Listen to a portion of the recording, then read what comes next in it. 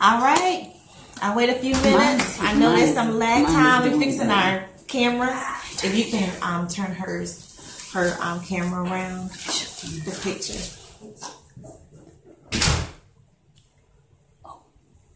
Let's go back. Hold on, guys. We're getting everything ready. This is Yellow Table Talk, DIY style. So flip her camera so it won't show my couch. The house. Okay. I'll give everybody a few minutes to check on in before we get started. Can't show my big belly. Let me hold my shirt out. No, I just set my camera. Give everybody a few minutes before we get started.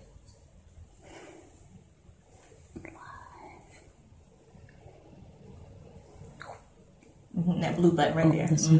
I want to make sure that it's yeah. this camera right here. No. There you go.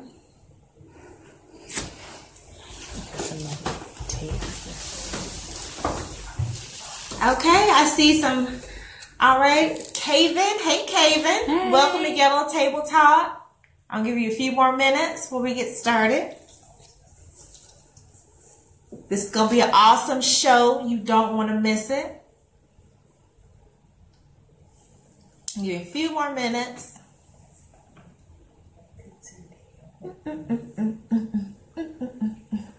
Hope you guys had a good Sunday.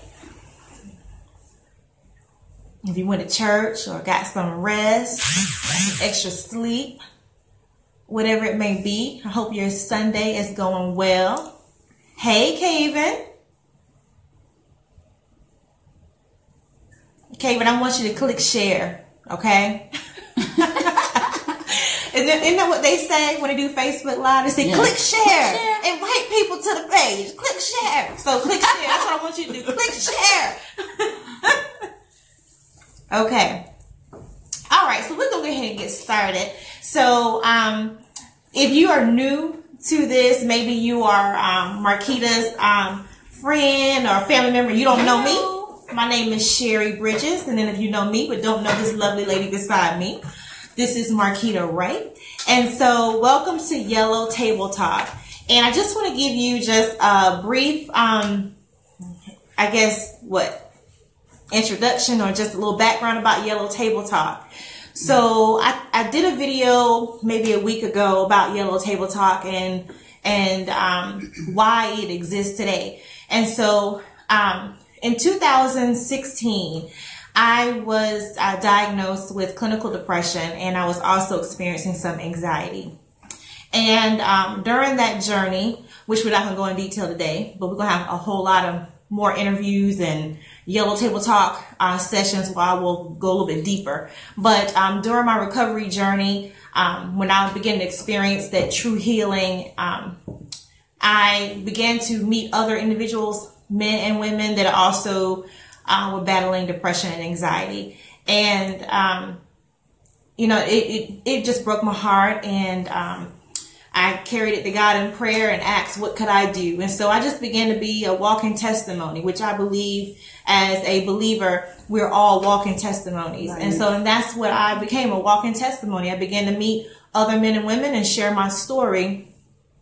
And also not only share my story of depression and anxiety, but to talk about the deliverance and the freedom from depression and anxiety. So from prayer, God gave me this idea, Yellow Table Talk, which it's just a platform to talk about many different things. Not everything is connected to depression and anxiety, okay? But this is a platform where I get to introduce the viewer, you, to survivors of many different things. I get to introduce you to men and women who are encouragers, who are motivators, who want to share their testimonies to uplift, to inspire, and to change the lives of so many people. So today I have with me Marquita Wright. Hello. And we're going to be talking about self-worth today. You ready, Marquita? I'm ready. You ready? So we're going to talk about self-worth. So look, let me show you what I got. I have my paper and my pencil. Y'all get ready because it's going to be good. She's going to have some aha moments. You're going to want to take some notes. So let's get this interview started, okay? So just a brief introduction of Marquita. She did send me her bio. I did not memorize it, so we're going to do the best we can. So Marquita is a wife to a wonderful husband. She put that in all caps in her bio. She said her husband is amazing. Okay. So she has a wonderful husband. She has 3 children. I have 4. 4 children. She is a proud Dermite. You are a proud Dermite, right? Richmond County. She's from Richmond County. So, but she's here in Durham. She goes to Wings of Eagles. Yes. Christian church? Yes. Okay. Mm-hmm. So I did read the bio, y'all, and I did try to memorize it real quick. Mm-hmm. So I'm just happy to have Marquita here. When I first met Marquita, I was actually attending a PTM Speaks conference. That's Prophetess Tanika Martin. That's her ministry. And I was sitting on the front row getting ready for the conference, and here walks in Marquita. Didn't know her. She didn't know me. But there was just something really special about Marquita. And I said, wow, I think she has a lot to say. I don't know what it is, but I know she has a lot to say. And so that's how we got connected. Right. And so, y'all, she got a lot to say. So we're going to get ready. And if you just joining in, hey, Cousin Joy and Isla, how you doing? If you're just joining in, get your pencil, your pen, and your paper because, guys, it's about to be good. So the topic for today is self-worth. What does that mean? We're going to find out. Ready? Here we go. Okay, so Marquita, self-worth. What does that mean to you? So self-worth to me means how I view myself, my opinion of myself, how I value myself.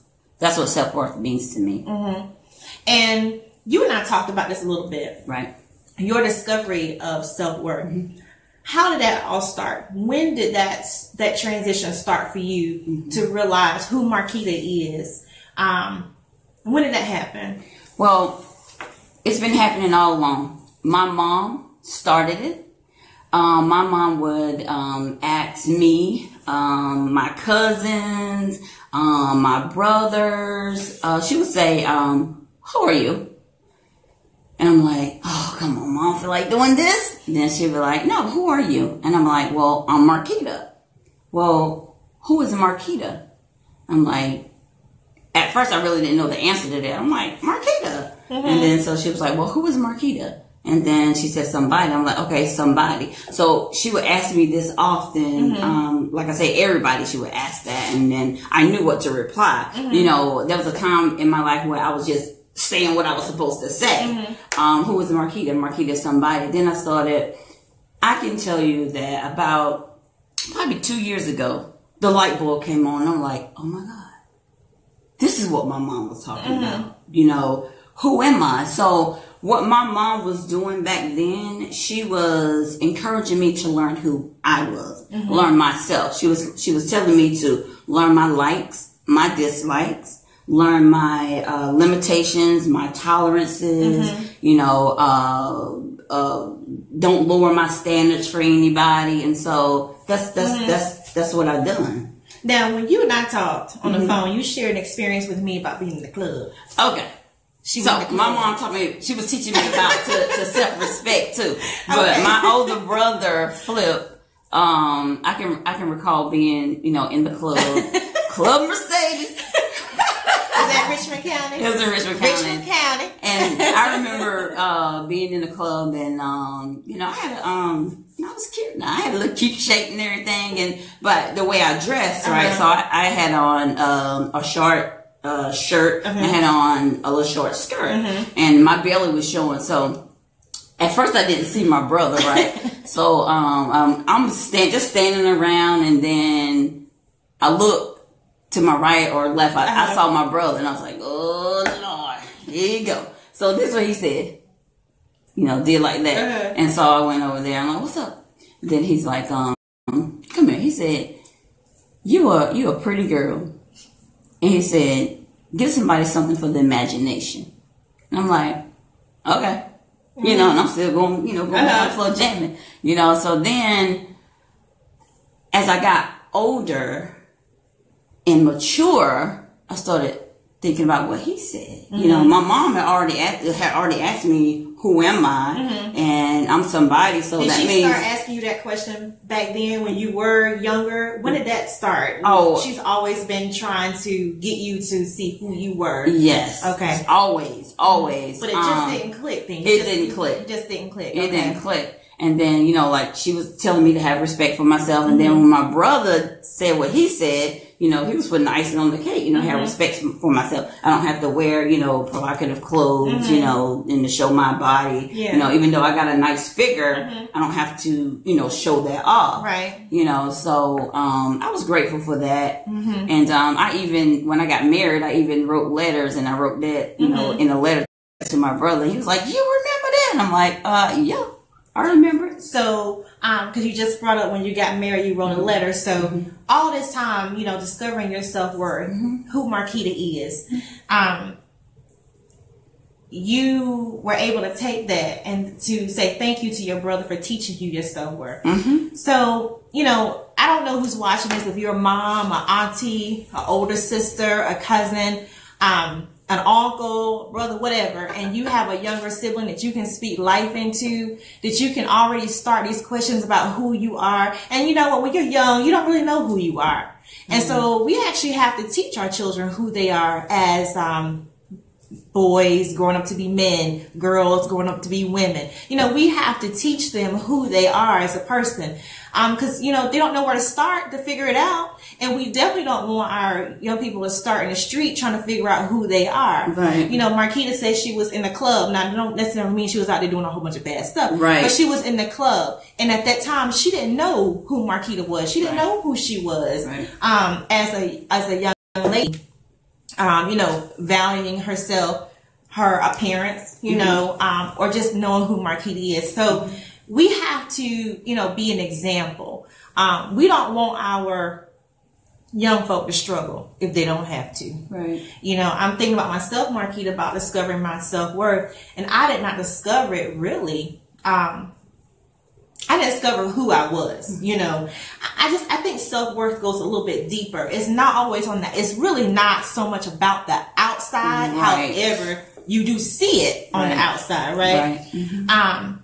But self-worth is really, it really starts from the inside out. Right. I always say, like I was telling, my friend Cynthia, I was telling her, who can get up every morning, look in the mirror, look at the person that's looking back at them in the mirror and say, you know what, you got it going on. You are pretty. You are beautiful. Can you do that without your makeup on, without putting your wig on? Can you just say those things? Or does your wig define you? Does your makeup define you? What defines you? Before I came here, let me tell you, I came from my mama's house this morning. And I went home, I washed my hair. I was like, I'm going to wear my hair straight today. So I washed my hair and I said, well, let me put my clip-ins in. They might go with my outfit better. And so then I put it in. I told my husband, I said, did this look right? He was like, yeah, it don't look good. Either way, every way your hair looks good.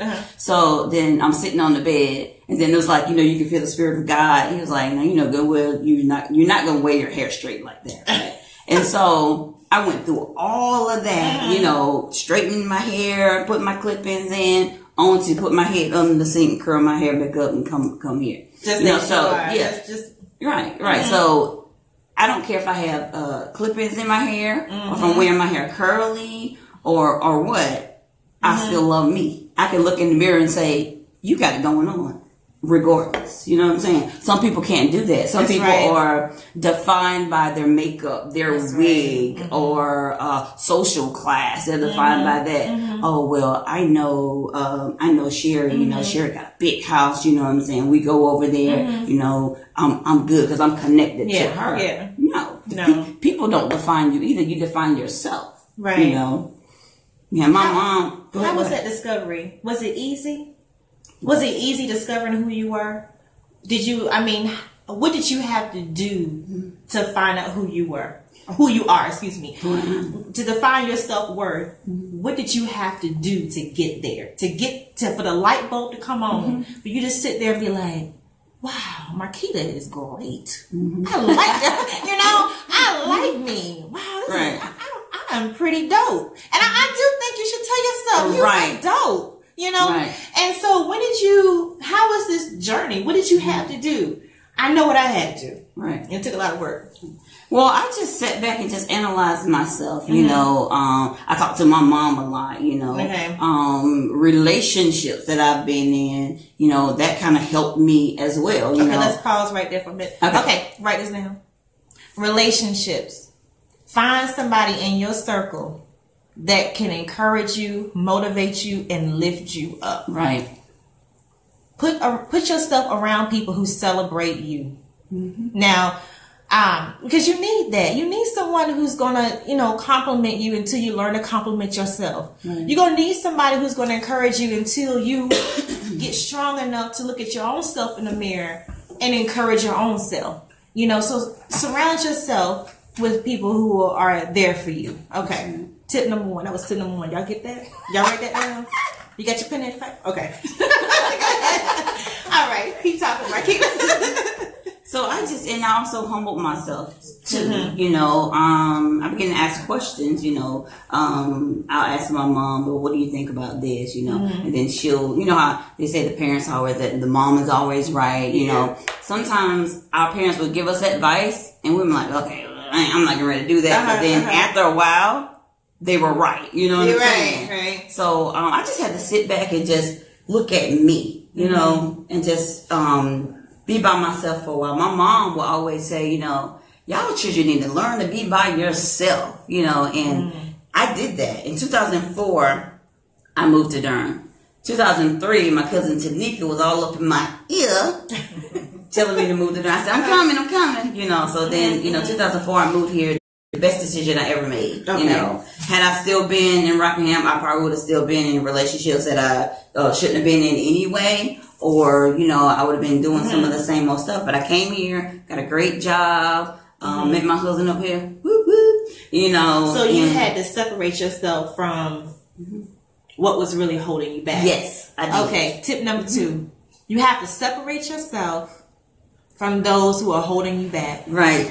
From people and situations. Marquita had to move to another city, y'all. But for some of us, it might be that way. For some of us, we may need to actually pack up our bags and change our address. Yes. And in other words, to discover who we are and who God has called us to be. Right. We have to be able to close the door on some of those negative relationships. That's right. To be able to find out who we are in Christ. Right. All right. Go ahead, girl. Okay. Did I mess you up? Do you know where you left off? No, not really. But I'm going to start from right here. Okay. My other brother, Eric, he taught me about self-preservation. So, this is what he says. You have to explain what that is. I'm going to explain. What is self-preservation? Okay. All right. Hold on. I'll write this down. Self-preservation. So, he has a saying that he says, dedication to self-preservation equals mind elevation. So I'm wait. Say, you know they writing slow. Okay, so she gonna say it again. I'm gonna say it again. Okay, here we go. My brother says dedication to self-preservation equals mind elevation. He used to say that. He say it all the time. Still say it right now. And I'm like, Dad, I really didn't know what that meant until I started, searching myself, looking at my life, who I'm connected to.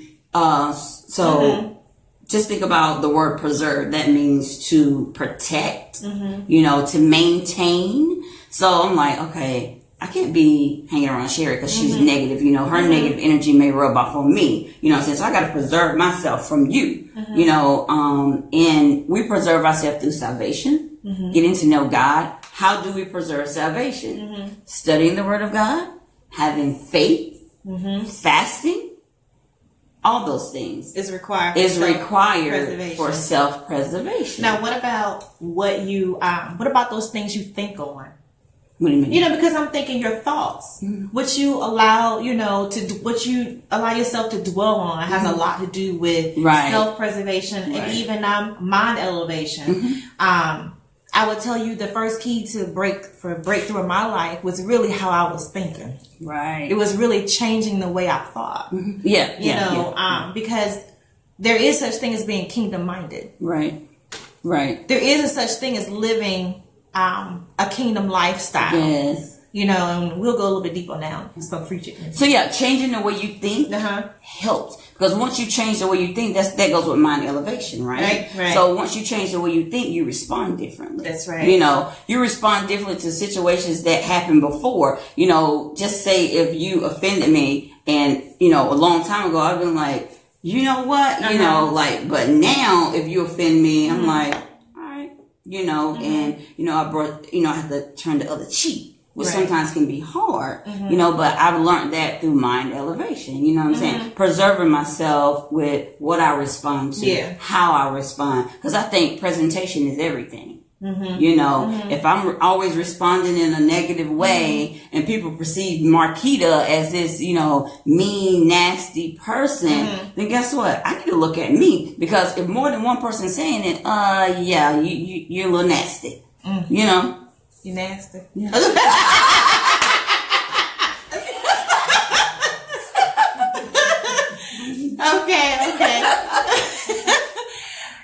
Oh yeah, I see that. Hold on 1 second, y'all. We having a little problem. Uh-oh. You need the tech man to come over. Okay, hold on. Let me touch it for you. Oh yeah, touch it for me. Okay, sorry guys. So we have a little problem. You probably can still see me, but I can't tell if you can or not. Okay. All right. So okay. So you had to actually leave some of those situations, because if you didn't leave, you know, home, which was probably hard to do. Leaving is not easy to do. You know, you have to leave your family from Richmond County and come to Durham and start a whole new life again. But I did it. But you did it. Because I wanted to do it. That's right. Yeah. I see a lot of times where self-worth comes in, where sometimes people need validation, right? But from what my mom was doing with me and my siblings, I don't need validation, you know. You know, just like, for instance, sometimes people would make comments like, I'm fat or something like that. You know, good and well, they're not fat, they look good. But see, they need that validation to make themselves feel better about themselves. You know what I'm saying? But I don't need that, because my mom already instilled that in me. You know what I'm saying? And I do the same thing with my kids.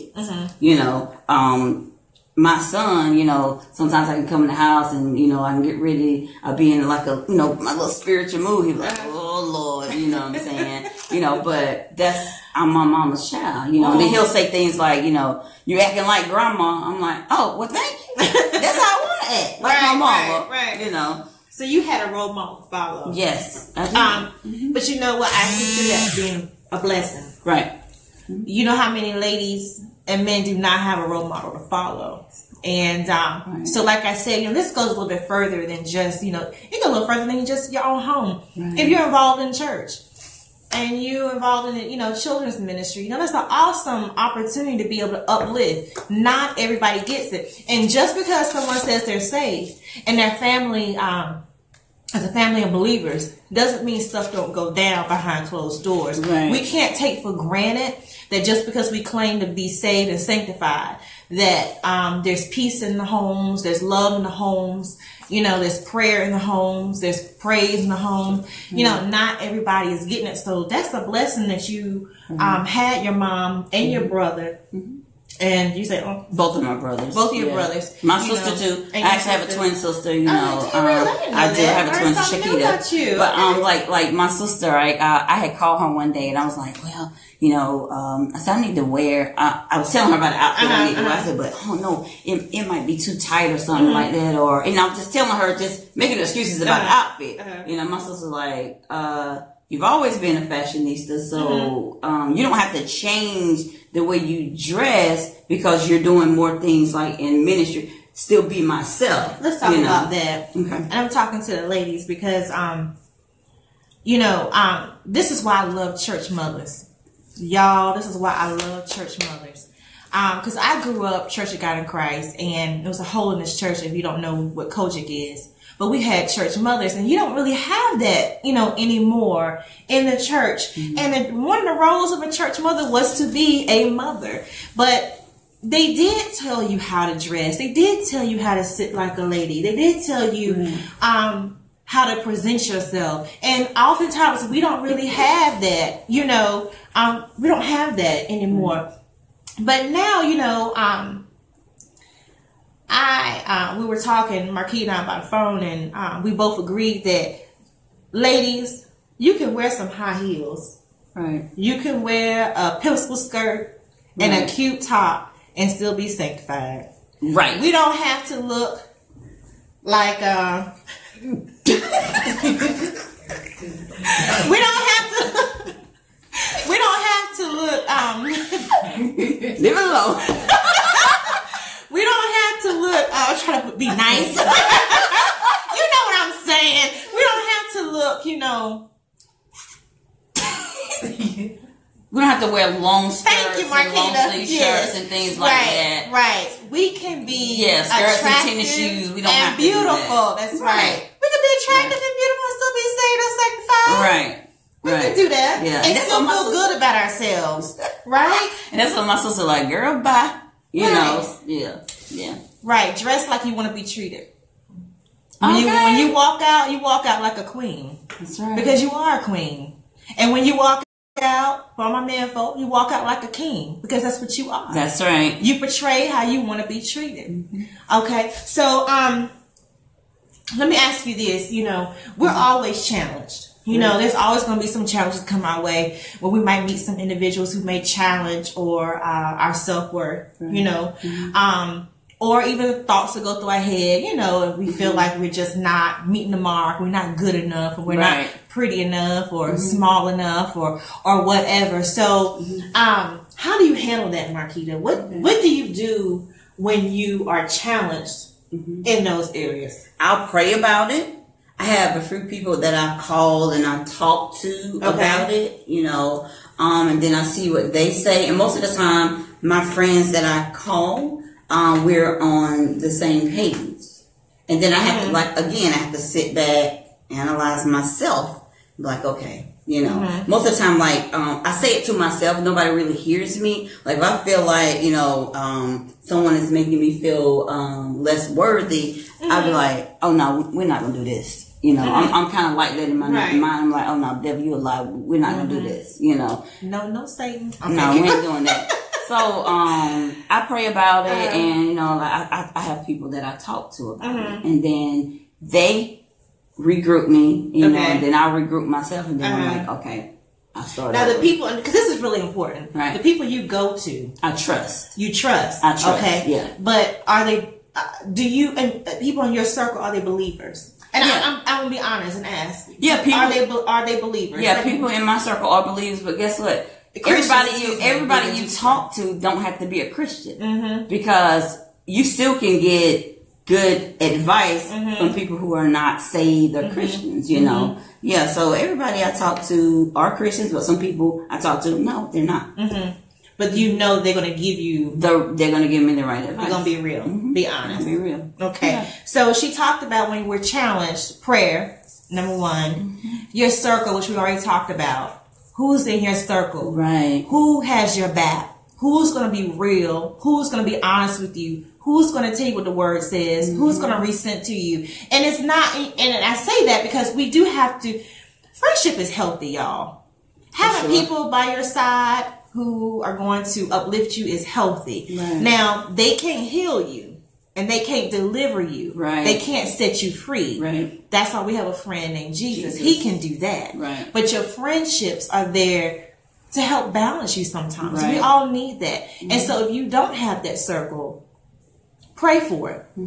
Because your circle, you have one.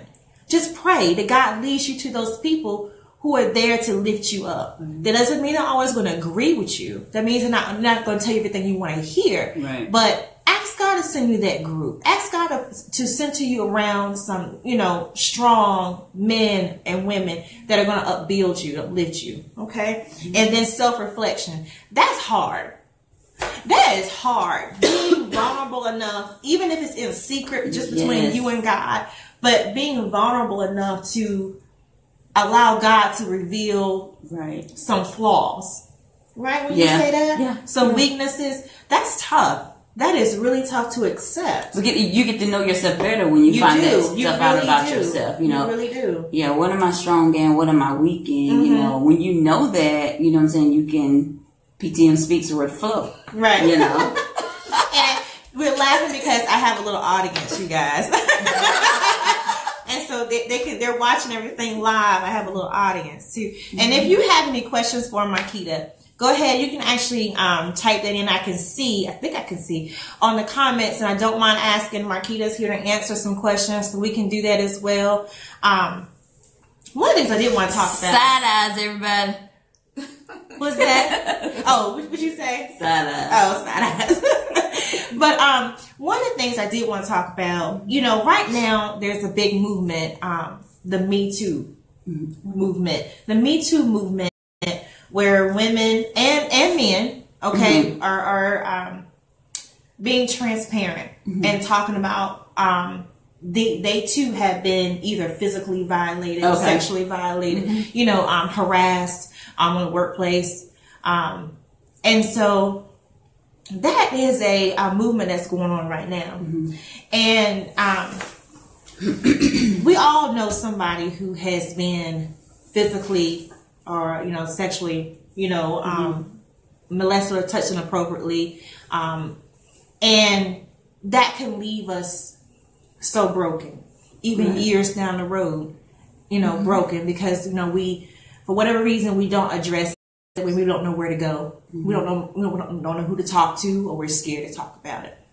And so, Marquita, when we're talking about self-worth, what can you say right now to encourage those women and men that are battling with their self-worth, understanding how who they are, and I have to say, who they are, period, knowing themselves. But Yellow Table Talk is a Christ-focused ministry. Okay, so it's very important that I also say who they are in Christ. Right. It is really important that I refocus this back on Christ, because what the world says we are is completely different from what God says who we are. You know, so what can you say? Can you encourage our viewers? I would say look at you first. See what you need to work on within yourself. Help yourself first. Because if you can't help yourself, then you can't be a help to anybody else. So help yourself first, and then look at your circle. You know, if your circle is made up of people who don't really encourage you, that don't really make you feel good about yourself, then you need to find a new circle. But praying, looking at yourself, and finding, you know, what works for you, that will help you. Okay. All right. So, this is not a very long, you know, interview. So I don't want to take too much of your time because I know, football game is on. But no, I'm just kidding. But I don't want to take too much of your time. But I am just really happy to have had this time with Marquita. Thank you for coming.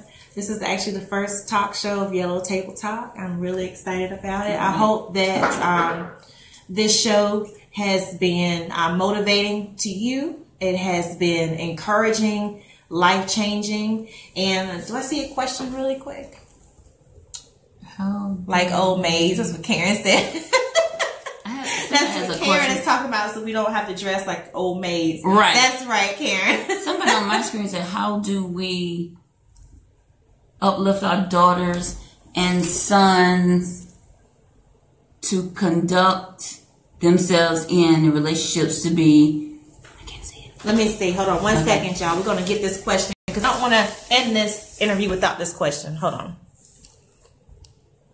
Okay.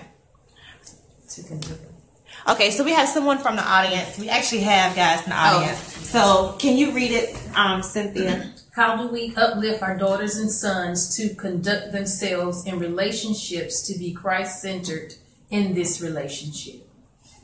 For one, you got to be an example for your kids. That's right. My mom was an example for me, so I'm being an example for my daughter and for my son. So they're seeing me do positive things, having self-respect for myself. So you got to be an example, lead by example. You know. And read it one more time, Cynthia. Can you read it one more time? Because I want to answer, but how do we uplift our daughters and sons to conduct themselves in relationships to be Christ-centered in this relationship? Okay, yes, I agree with Marquita. We have to be an example. We have to be, okay, so as a parent, I'll tell you one thing that God told me. I'm the first Jesus my kids will ever meet. Do you hear what I'm saying? You are the first picture of Jesus, of God, that they will ever meet. You are it. I mean, you know, I think about how I struggled with who God is, and God. I used to think God was this big guy with this whip. That every time I did something wrong, I was going to go to hell. You know what I'm saying? I really did. It was not until my adulthood that I came to know who Jesus was as a loving father. Yes. Not somebody with this big old whip that's ready to send me to hell every time I make a mistake. So we have to be representations of Jesus. We have to be honest with our kids. We cannot sugarcoat. I'm not saying you scare your children. I'm not saying that. Right. Use wisdom, okay, y'all? Use wisdom. But I'm saying that we can't be afraid to talk about the word of God in our homes. Right. We cannot be afraid to say to our children, this is what we do in our home, because we are Christians and we are believers and we follow Jesus Christ. We walk in obedience, in truth, and righteousness. We cannot be scared to say that. Right. We have to be, when they listen to music, my mother, oh my goodness, used to make me so mad. My mother, I wanted to listen to all the music these other kids would listen to, and she would say, you can't listen to the music until you can tell me what it means. Wow. What?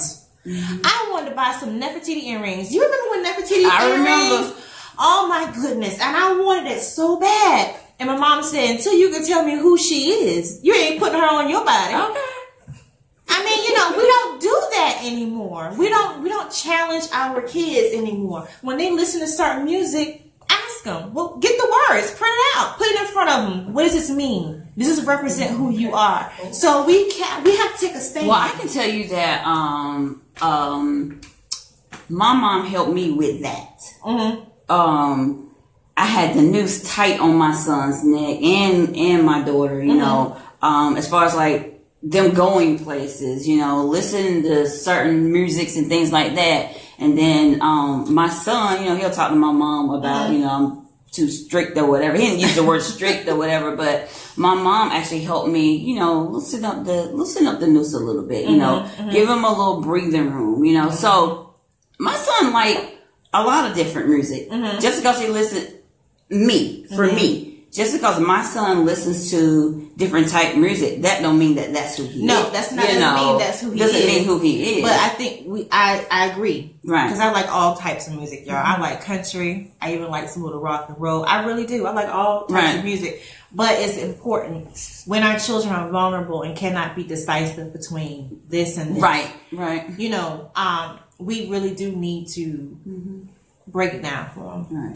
Does that mean that's who they are? No. But they do need to be aware what's coming in one ear, what's creating thoughts, and going out the other. You get what I'm saying?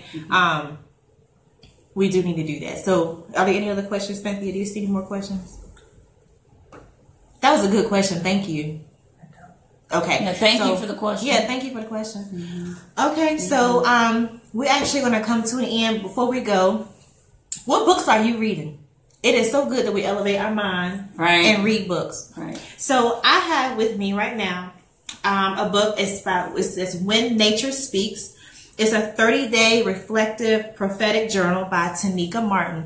Now, Tanika Martin, I'm going to put this on my Facebook page also so you get it. She is also the founder of PTM Speaks Ministries, where she encourages and uplifts men and women and builds them up. Okay? And so she actually has a workshop coming up in April. She's in the audience. Let me ask her. April 7th. April 7th. Okay, that's your next. Okay? So April 7th, I will put this on my Facebook page so you can see it. And so Tanika, how much is your book? It's $12 right now. $12 right now. I will put information if you want to order it, but let God's voice speak to you. Now that's powerful right there.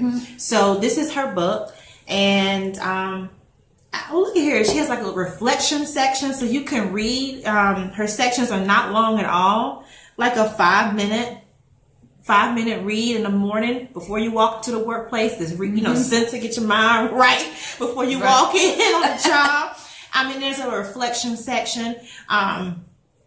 So yes, When Nature Speaks by Tanika Martin, and like I said, I'll put this information on my Facebook page. It's $12. This is my copy. You can't have it, but I encourage you to get this book. Okay. Oh yeah, and I want to encourage you guys on Sunday. If you need a church home, you can come to Wings of Eagles. Okay, come to Wings of Eagles. We're located in Avondale Drive. Great ministry there. So come out. Life class starts at 10 o'clock. Service starts at 11 o'clock. Life class. It's called Life Class. Yeah. So come out, visit us. You know, you don't have to be from Durham to come to the church. From wherever you are, come on down. That's right. Yeah. All right. So Wings of Eagles, Wings of Eagles, Church, and then I attend Orange Grove Missionary Baptist Church in Durham. So you're more than welcome to come out too. Okay. All right. So thank you so much for tuning in at the very first Yellow Table Talk talk show. I'm so excited. Thank you. All right. Y'all take care. Have a good Sunday evening. Love you all. Love you. Queens and kings. My yellow kings and queens. What was I'm calling yellow kings and queens. Yes. Okay. My yellow kings and queens. All right. All right. Y'all have a good night. Bye. Remember, you're fearfully and wonderfully made. That's right. All right. Peace out, y'all. I'm going to try to figure this out. Hold on. So I think for her, it's going to hit finish. Yeah, finish. Yeah. I can't see it. Oh, hit the screen. Right. No, it's right here on the is it?